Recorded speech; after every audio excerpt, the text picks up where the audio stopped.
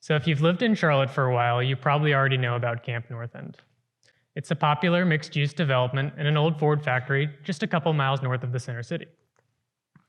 Each weekend, hundreds of people visit the old factories to shop, check out local arts, or grab a bite to eat. If you made the trip, you probably didn't notice Lockwood, a small neighborhood next door. You can see Lockwood on the map here in a largely industrial section of Charlotte across the street from Camp North End. Lockwood's first houses were built in 1915, around the same time as the factories reused by Camp North End. Its first residents took a short walk to work across Graham Street, where they assembled Model Ts at the Ford plant. Both Lockwood and the old factories have changed quite a bit since then. After the Great Depression, the Ford plant closed down. A few other businesses briefly used the warehouses before they also moved out. In Lockwood, landlords converted several of the single-family craftsman homes into multifamily rental units. Like many other neighborhoods near the center city, the demographics shifted quickly. By the 1970s, over 80% of Lockwood's residents identified as Black. In 2010, Lockwood was identified as one of the 25 most dangerous neighborhoods in America.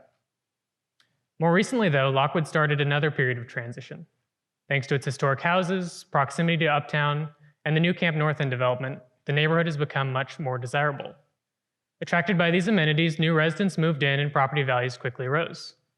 In 2019, a survey even named Lockwood America's third most rapidly gentrifying neighborhood. Last year, I joined a research project studying the changes happening in this unique neighborhood. Dr. Nicole Peterson from the anthropology department here at UNC Charlotte began the project back in 2017 in collaboration with a Lockwood neighborhood nonprofit called Community Dream Builders. Along with a team of students, Dr. Peterson recorded over 20 hours of oral histories from residents in the neighborhood. When I joined the project, I was given the opportunity to explore my own research project using this awesome collection of primary sources. At first, I was overwhelmed. How could I find a meaningful topic to explore in such a large collection?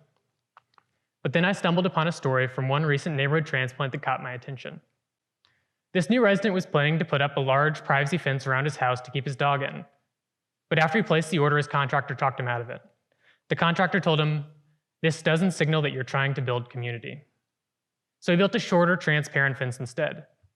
Could such a small decision about a type of fence really impact community interactions? As an architecture student, I was fascinated by the relationship between community and physical space that he mentioned. As I watched other interviews, I realized he wasn't the only one talking about it. Community and physical space have a powerful connection in Lockwood that evolved as the neighborhood changed. So I started with the past, looking for places where Lockwood's residents historically interacted with each other. Like I mentioned, Lockwood was built in a largely industrial section of Charlotte. As a result, the neighborhood developed without convenient access to traditional community spaces like public parks or pools. In response, Lockwood's residents built a thriving community in other places, especially the front porch, backyard, and the street. Lockwood's craftsman houses typically featured large covered front porches. Many of the interviewed residents fondly remembered spending time with their neighbors under these porches.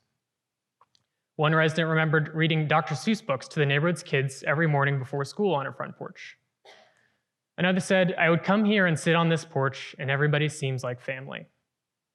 For a neighborhood so close to the center city, Lockwood also has surprisingly large backyards, often shaded by mature trees. Several Lockwood couples held marriage ceremonies in their backyards, which many of their neighbors attended. Others remembered frequent backyard cookouts, saying, "We would have a cookout in our backyard. We would have some good times. She would invite everybody and anybody." Perhaps Lockwood's most important community building space, though, was the neighborhood's wide streets.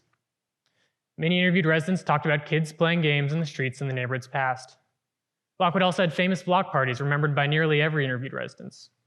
The residents had a lot to say about these events, but this quote probably summarized them best. "The block parties were out of sight. We had a great time." So community interactions were clearly rooted in these informal spaces in the neighborhood's past, but I wondered how that relationship changed as property values began to rise and new residents moved in. I found that Lockwood residents expressed concerns about changes being made to their built environment. When several of the historic homes in the neighborhood were demolished to make room for new construction, residents described the changes like this. "You wonder, these are really cool big houses, but they don't necessarily fit in. There's new houses being built, which I think is interesting because you want the character of the neighborhood to stay the same. And as soon as they break ground, the taxes are going up." Some of the houses they described look like these two. You might notice some of the important community building spaces I mentioned earlier are missing here. Instead of prominent front porches, these houses have recessed entryways without furniture. The owners also put up a privacy fence, blocking the once public-facing backyard. At the same time, residents reported an increase in neighborhood traffic, making it more difficult to gather in the streets. These might seem like subtle changes, but in a neighborhood that depends on these spaces, it's a big deal.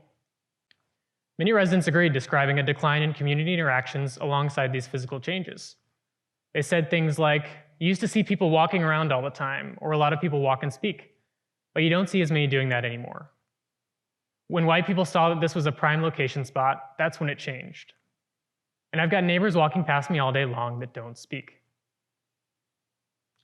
Luckily, Lockwood's people are also working towards a solution. Resident Christopher Dennis founded Community Dream Builders to preserve the neighborhood sense of community as it grows. When a house with strong neighborhood ties was scheduled for demolition, Christopher bought and renovated it to serve as the Lockwood Legends House, a place he describes as a space for arts, culture, and community interactions that will get people to share commonalities. Inspired by this example, several others also chose to rebuild rather than tear down. Community Dream Builders organized a neighborhood 5K, and another neighborhood initiative resulted in colorful street murals designed to slow down speeding traffic. These projects brought residents together and reclaimed some important community space from the neighborhood's past. Thanks to these and other efforts, many long-term residents were able to stay in the neighborhood despite the increase in property values. Many residents also shared another long-term solution for improving the current situation. They wanted a public park. This made perfect sense to me. A more formal community building space might make up for some of the informal ones lost in recent years. Learning from Lockwood's residents gave me an understanding of neighborhood change that I never could have gotten otherwise. The creative ways that residents built community in past and present showed me the importance of physical space. It turns out that even small changes like putting up a fence can be a big deal. As developments like Camp North End continue to grow, the pressure on Lockwood to change will only increase. I hope that projects like the Lockwood Legends House, street murals, and maybe even a new public park will continue bringing the neighborhood together. You can learn more about and support that effort at communitydreambuilders.org. This project also showed me the importance of community engagement. The results of this research are so much more meaningful because they relied on the experiences of real people. They proved that the changes happening in Lockwood were far more complicated than the most dangerous or most rapidly gentrifying labels suggested. If we want to properly address issues like neighborhood change, we have to understand the perspective of people who experience them first. Regardless of your work or research area, you might also be surprised by the benefits of community engagement. Thank you.